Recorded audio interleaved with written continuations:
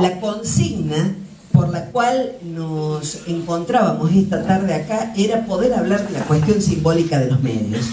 Los medios que en su desarrollo han ido cobrando una importancia tan grande y tan trascendente en la vida de las personas, al punto que hoy tenemos que hablar y reconocer que existe una industria cultural y que los medios de comunicación juegan un rol central.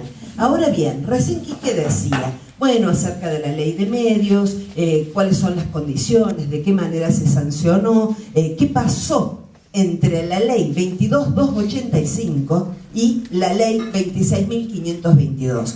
Ustedes saben que yo no me quiero meter en detalle en este tema porque escribí una tesis de 600 páginas sobre este tema. Entonces puedo llegar a hablar 3 horas seguidas solamente sobre la ley de servicios de comunicación audiovisual.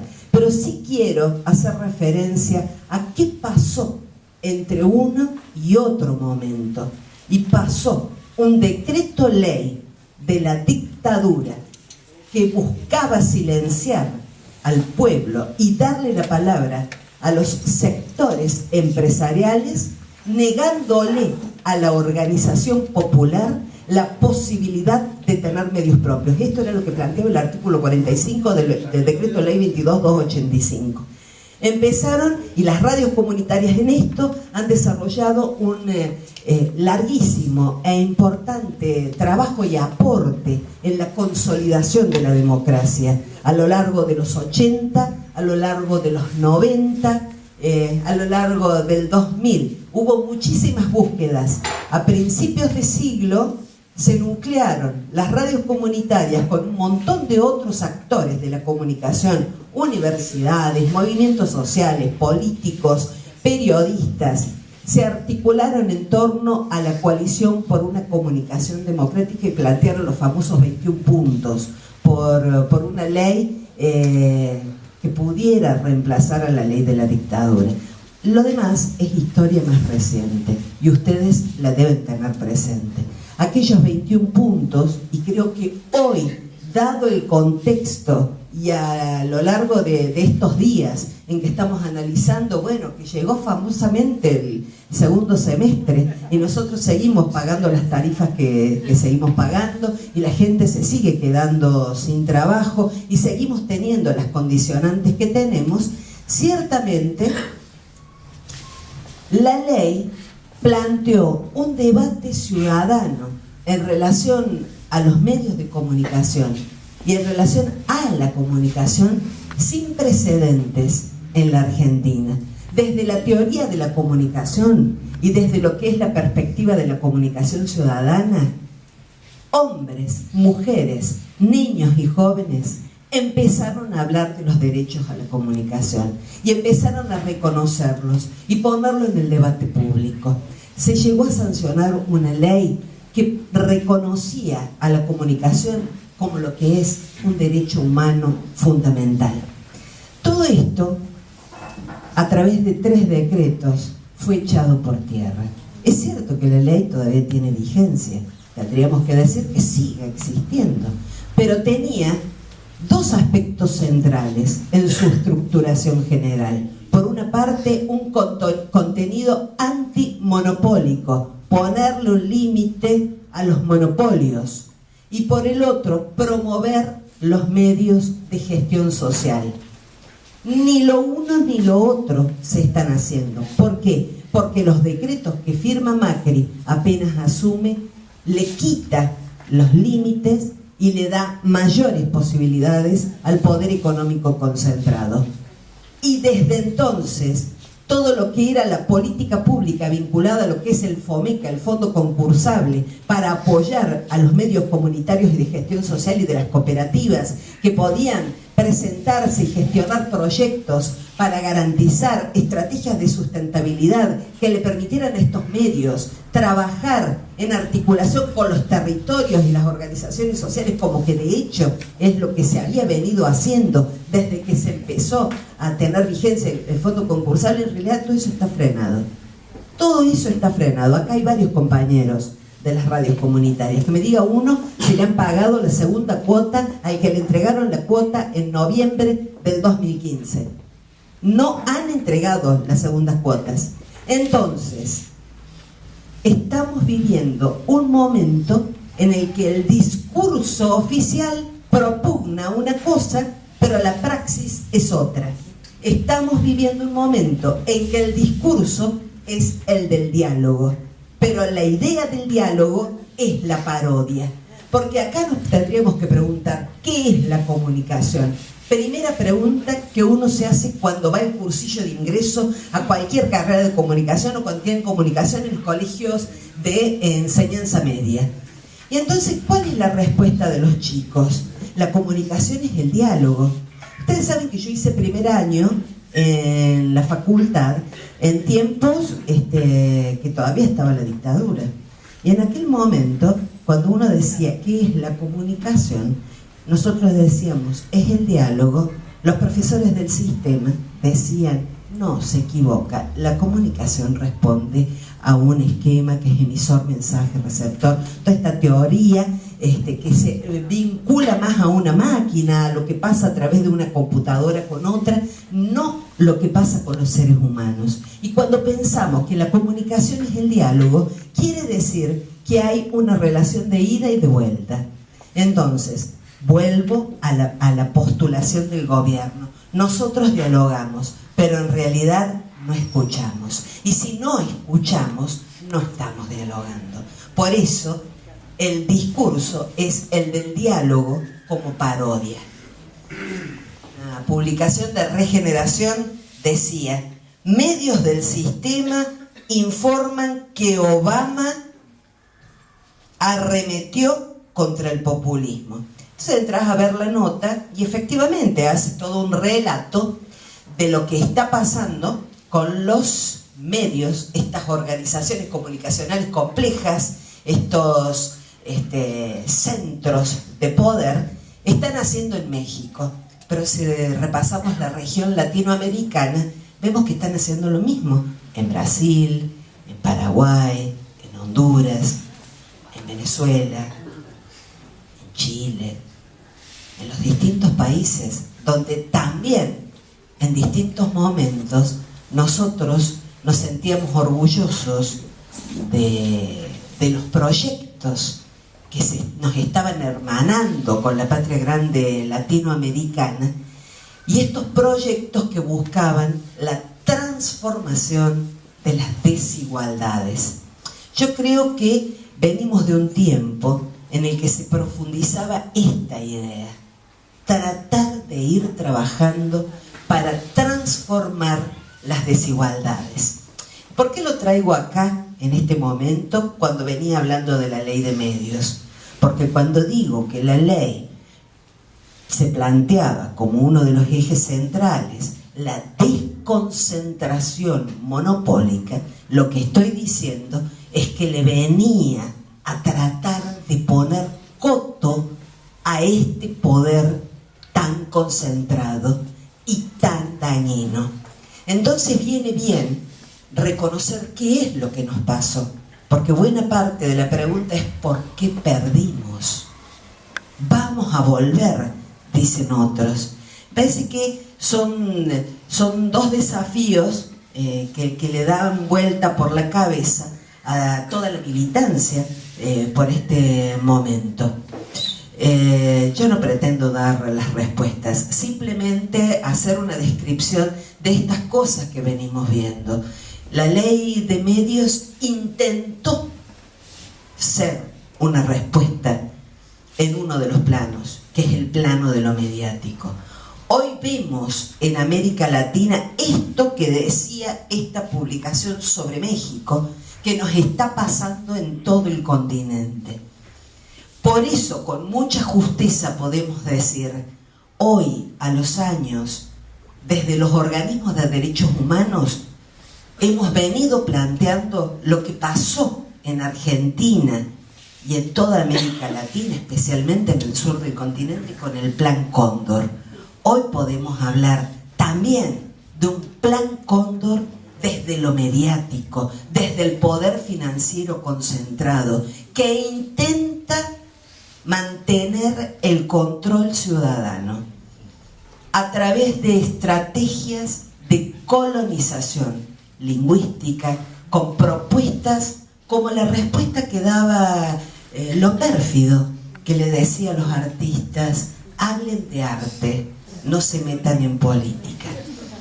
Hablar de política, lo que nos quieren decir los medios y lo que nos está diciendo el poder hoy, hablar de política, hablar de militancia, hablar de compromiso político e histórico es un pecado. Es la mala palabra. Y si alguna vez abrazaste la idea de que la propuesta que tenía el Proyecto Nacional y Popular era bueno para este país, mereces irte de acá. Es esto lo que nos están diciendo. Vivíamos equivocados. No tenemos que tener un celular que tenga 4G. No tenemos que tener gas natural. Cagate de frío. A nosotros, que vamos por la calle y nos parte el alma ver a un tipo tirado en la esquina, o a los niños, o trabajar en la villa. Porque hace 25, 26, 27 años que estoy en Villa Libertador. Porque es poco lo que podemos hacer. Porque nos parte el alma la pobreza. Y porque sabemos que el acceso a los bienes simbólicos y la educación es lo que le da calidad de vida a la gente. Capacidad crítica. Poder optar y elegir mejor. Entonces alguien podrá decirme: ¿de qué hablas vos? En Córdoba el 72% lo votó a Macri. Y hablo de las apuestas, de estas cosas profundas en las que creemos, que apuntan a las transformaciones sociales. Entonces, en todo este tiempo, desde que hago comunicación, siempre he estado trabajando en los márgenes. Me gusta definirme como mestiza. Estoy un poco en la academia, un poco en el periodismo, un poco en la calle, un poco en los territorios, con la gente, porque siento que eso me nutre. Desde principios de siglo, a través de mi trabajo en ALER, que es la Asociación Latinoamericana de Educación Radiofónica, estuve trabajando en toda América Latina, con medios populares. Y precisamente uno de los ejes que nos planteamos en las estrategias de formación con los medios populares era poder ver algunos aspectos centrales de lo que desde el plano de lo simbólico tienen los medios. Y uno de ellos era la producción de sentido, que es un concepto teórico que es abonado por la teoría de la comunicación, la semiótica, la sociología, y que en realidad a nosotros no nos importaba trabajar el concepto teórico, sino que hombres y mujeres que gestionan medios populares entiendan cuáles son las claves y de qué manera, a través de la programación, la producción periodística, el trabajo, la construcción de agenda, podíamos ir trabajando en torno a la producción de sentidos con nuestras audiencias. Un eje central, importante, difícil de asirlo, pero que lo pudimos hacer. Y esto está vinculado a otro desafío, que es el tema de la incidencia.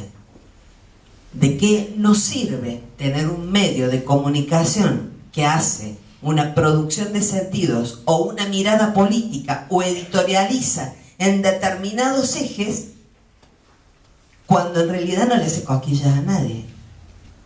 Cuando en realidad lo escucha muy poca gente o es una radio demasiado pequeña. Entonces, justamente este concepto está vinculado a otro, que es el de la incidencia, que es la posibilidad de tener de llegar, de provocar transformaciones, de trabajar con otros. Lo planteo porque me parece que son desafíos que hoy, y ejes de debate, que hoy vuelven. Y que hoy vuelven en un contexto, desde hace 6 meses, en un contexto primero de macartismo. Saquemos de acá, saquemos del Estado la grasa militante. Estoy citando al ministro de Finanzas. No estoy diciendo yo una mala palabra. Por eso digo, la realidad supera a la ficción y a cualquier campaña de miedo que se haya podido decir. El plan económico y el modelo que se está instrumentando en nuestro país es tan salvaje, tan conservador, tan atroz, que si nosotros no empezamos a mirar y recuperamos aquellos debates por la ley de medios y la mirada crítica con los medios de comunicación y el discurso que nos quieren vender, el árbol va a tapar el bosque. Nos vamos a estar muriendo de frío, pero vamos a decir, está bien que suban las tarifas.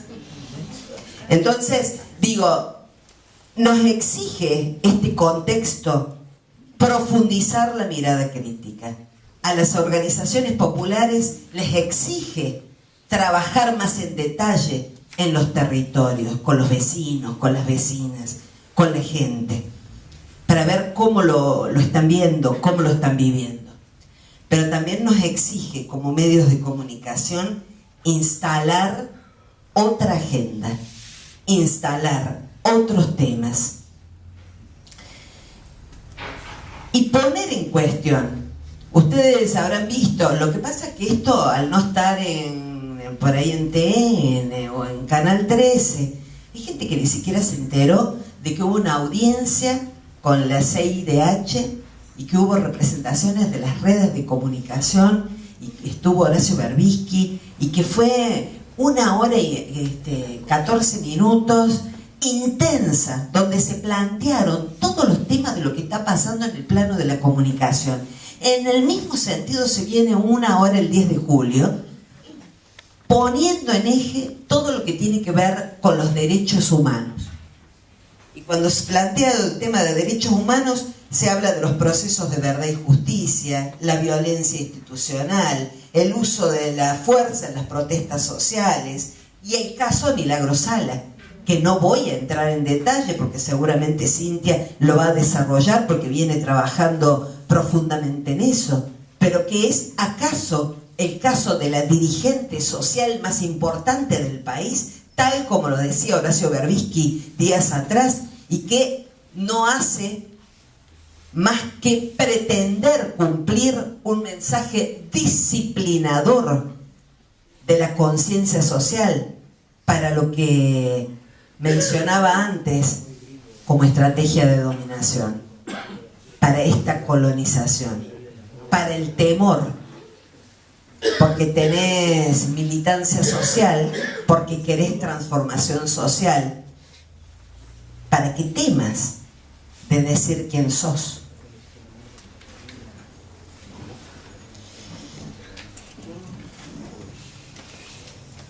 Días atrás lo entrevistábamos a Jorge Alemán. Con él cada tanto tenemos la oportunidad de dialogar. Son de esos tipos como muchos otros que uno lee, consulta y que es interesante escuchar porque te provocan, porque te interpelan, porque te ponen en cuestión. Y entonces él decía, frente al discurso del vamos a volver, tenemos que volver mejor. Hay que revisar, hay que transformar, nos tenemos que modificar, tenemos que ver qué cosas y volver. Y entonces él lo citaba, tomé nota, lo citaba Beckett, dice, hay que fracasar cada vez mejor. Tenemos que ir aprendiendo. Tenemos que ir, digo, resignificándonos. Y acá hay unos datos, ¿no? Porque por ahí la gente dice, ¿por qué los medios actúan como actúan? Recién algo decía aquí que respecto del manejo de los recursos y el dinero. Un dato. Días atrás Adolfo Ruiz, un querido periodista cordobés, que tiene un segmento en la tele que dice no es como te la cuentan, daba estos datos, porque no todo el tiempo se puede acceder a la información de cuál es la pauta publicitaria que tienen los medios. Entonces él decía, el gobierno de Córdoba, a través de la oficina de prensa, dijo que había gastado en el año 2015 350 millones de pesos en concepto de pauta. En la realidad, el concepto de lo que se gastó supera ese monto largamente. El monto que se ha gastado en Córdoba son más de 600 millones. Entonces dice, pudimos acceder a un pago. Entonces tenía el dato de uno de los pagos que se habían hecho. ¿Cómo se distribuyeron esos pagos? Uno, por ejemplo, 5 millones, Mario Pereira. 8 millones, Canal 12. 8.685.000 para El Lagarto, el show de la mañana. 1 millón para el portal web del Lagarto. Bueno, él decía, por eso te vamos a mostrar los canales que vienen siendo los 6, 7, 8 de la Sota, Mestre y Schiaretti. Bueno, más allá de la expresión que utilizó, ciertamente estos periodistas y estos medios se han erigido y siguen siendo la voz del sistema, la voz de Mestre, de Schiaretti, de la Sota. Entonces después nos preguntamos por qué tenemos el 72% de los votos.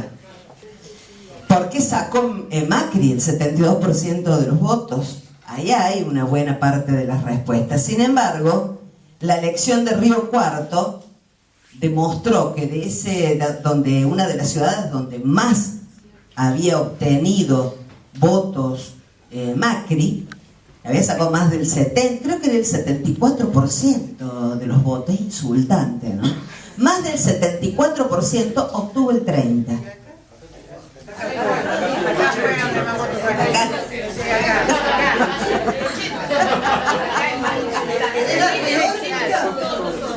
Bueno,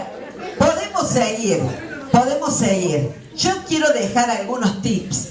Digo, no quiero ni responder ni meterme en otros temas que pueden desarrollar los otros integrantes de la mesa, que realmente es muy, muy, muy linda y muy valiosa. Pero hay algunas cuestiones de las que directamente los medios efectivamente invisibilizan. Y hay cosas de las que no se hablan. Porque veamos qué pasa con todos los medios en la Argentina. Hoy todos hablan ¿de qué? De López, ayer de Báez y antes de cuán complicado estaba Vudú, ¿no? Porque era recurrente. Bien, las cosas de las que no se habla. El gobierno instaló lo de la pesada herencia, pero de lo que no se habla es del legado kirchnerista.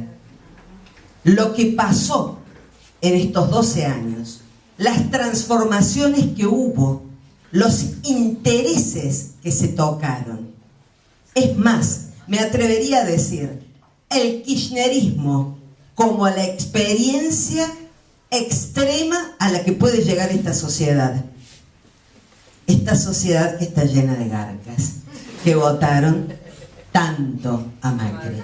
Y esta Córdoba tan conservadora que se vuelve atroz.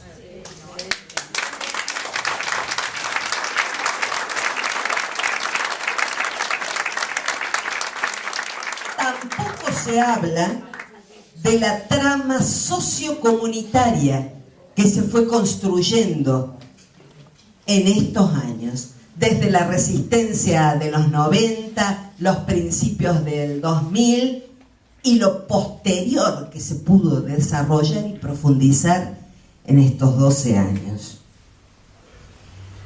No se habla de la potencialidad de la comunicación popular organizada, que es la forma en que la comunicación va a tener capacidad de incidencia. Ayer un ejemplo, lo digo porque está Cintia acá, pero cuando terminaba su exposición en Luz y Fuerza, estaban las compañeras del Comité Córdoba por la Libertad de Milagro Sala, y dice, ¿podemos hacer una salidita en vivo? Que si yo no tenía ni idea de dónde lo iba a sacar, estábamos viendo a ella, en realidad estaba en la radio, llegué tarde, no la escuché, pero sí vi que con el celular Mariano le acomodó las cosas y transmitimos, acá estamos, 2 minutos. Entonces ella dice, presentación para la Argentina del Comité por la Libertad de Milagro Sala acá en Córdoba, Bueno, fantástico. Yo después me fui y me comí un lomito al plato, para no engordar tanto. Y después me fui a casa a la compu. Digo, a ver qué es lo que... Y ahí estaba la grabación. Había pasado 1 hora y media. Y en WhatsApp también todo. Claro, había pasado 1 hora y media, pero el comentario es el siguiente. Cuando yo hablo de comunicación popular organizada, el comentario es el siguiente. Ella lo subió. A la 1 hora y media había 450 me gustas y había más de 130 comentarios. No sé ahora, porque no me fijé y porque anda por ahí el celular, no sé quién lo tiene. Pero digo, esto es un mensaje. Nos está hablando de una página, un portal que tiene una cantidad de seguidores. Si nos ponemos a pensar la experiencia en América Latina, de estas novísimas experiencias que más democracia está empezando a bucear, la posibilidad de tener una agencia informativa más profunda, que tenga más incidencia. Les cuento, los jornalistas libres de Brasil hacen posteos en vivo de lo que van haciendo los sectores populares y la Dilma en... A ver, no, sin anteojos. Listo, 72.186 personas ahora. Siguiendo con el ejemplo. Siguiendo con el ejemplo. Los jornalistas libres tienen 20 millones subidos al Facebook. Entonces hacen publicaciones, 500.000 lo han visto. Ni qué hablar, siguiendo con Brasil, de lo que es la experiencia de la agencia Ninja, ¿no? Que está montada en ambos casos con periodistas ubicados en todos los puntos del país y que son absolutamente militantes y están articulados y están haciendo que exploten las redes sociales. Entonces, para no irme por las ramas, había quedado el otro tip, la potencialidad de la comunicación popular organizada es una de las cosas que no se habla, y la necesidad de aplicar estrategias contrahegemónicas que apunten a establecer rupturas con el cerco mediático. Yo prefiero denominarlo asfixia informativa. Para este caso era el ejemplo. El ejemplo que adelante. También hay que decir, digo, en el plano político, si uno observa lo que está pasando en el país, que estamos asistiendo a un momento donde la interna se está imponiendo, un momento de fragmentación, incluso dentro del mismo kirchnerismo hay fugas, gente que va por un lado, que va para el otro, gente que está redefiniendo su participación y otros consolidando su compromiso, su presencia, su bandera. Este es un momento en el que aparecen estas cosas y donde el peronismo está pujando también por mantener el poder, la derecha dentro del peronismo. Venimos de un tiempo, hoy vuelve Cristina y vamos a ver lo que va a hacer Aeroparque, con la presencia de una líder de masas caliente, que genera temperatura social, que promueve las pasiones. Claro. Hubo un candidato, voy a ser suave, desangelado. Entonces, no pudimos, ni sé si vamos a poder, ni sé si vamos a poder, pero hay que ver qué es lo que va a pasar este fin de semana en el plano de la justicia, en el plano de lo político y la presencia de Cristina en Buenos Aires. No se habla en los medios y se habla en estos espacios de los medios de colonización social. Empecemos a nombrarlos así. Son medios de desinformación. que apuntan a confundirnos. Para hacer un trabajo profundo y serio hay que ser buena gente y hay que ser honesto. Y yo soy honesta, desde esa honestidad intelectual que intenta leer la vida y el momento desde un lugar en el mundo que tiene en el horizonte los derechos humanos, la dignidad de la vida, las posibilidades de desarrollo, la promoción de los más pobres, el aporte a la cultura y la emancipación como norte. Desde ese lugar, si yo puedo seguir usando la palabra desde ese lugar, me voy a sentir bien.